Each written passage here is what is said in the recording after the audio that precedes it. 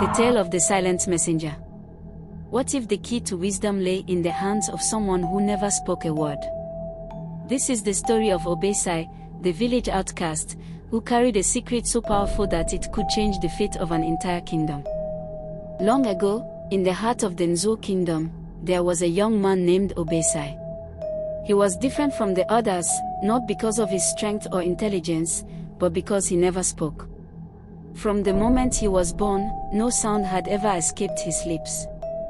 The villagers feared him, calling him cursed, and he grew up in solitude, tending to his small farm on the edge of the forest.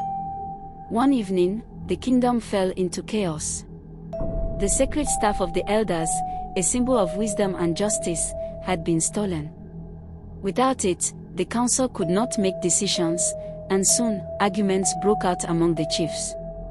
Some blamed neighboring tribes, others pointed fingers at the palace guards.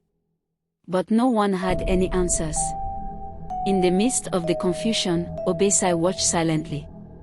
He had seen something. Deep in the forest, near the ancient river, strange footprints led to a hidden cave.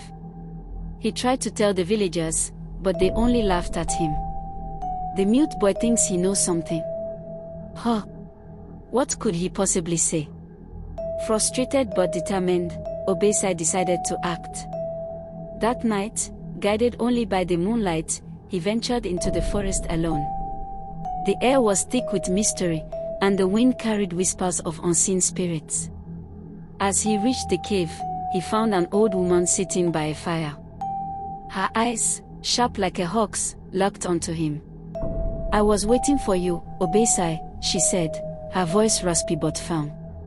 "You are the only one who listens, truly listens." The sacred staff was not stolen, it was hidden. The elders have lost their way, and only wisdom can bring back what is lost. Obesai understood. He bowed deeply and pointed to the village, signaling that the staff must be returned.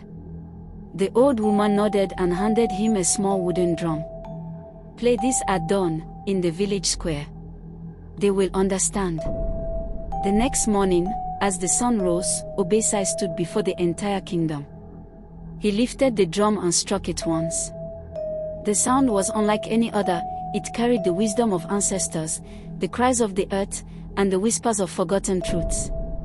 As the echoes faded, the elders gasped.